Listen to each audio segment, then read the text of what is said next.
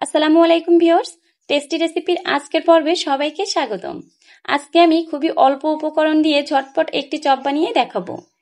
আজকের চপটা আমি ডিম আর পেঁয়াজ দিয়ে তৈরি করব, তাই আপনারা এটাকে ডিম পেঁয়াজের চপও বলতে পারেন, আবার ডিম পেঁয়াজও বলতে পারেন। একটা সিদ্ধ ডিম নিয়েছি। এখন ডিমটাকে আমি গোল গোল করে কেটে 4 ভাগে ভাগ করে নিব। ডিমটা কাটা হয়ে গিয়েছে।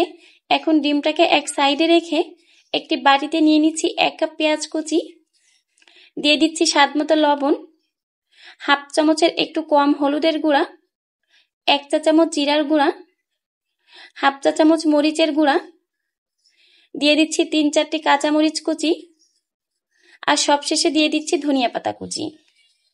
এখন এই সব কিছু খুব ভালো করে মেখে নিব। এতে করে পেঁয়াজগুলো বেশ সফট হয়ে যাবে।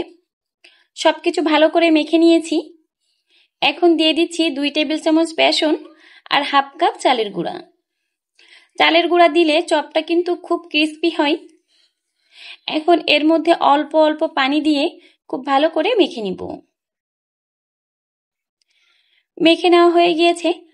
এখন হাতটা ধুয়ে হাতে একটু তেল মাখিয়ে চপগুলো বানিয়ে নিব। অল্প করে মিশ্রণ নিয়ে হাতের সাহায্যে চ্যাপটা করে যতটা সম্ভব পাতলা করে নিতে হবে। তারপরে মাঝ বরাবর 1 টুকরা ডিম দিয়ে দিব। এই ডিমটাকে চারপাশ দিয়ে ভালো করে কভার করে নিব।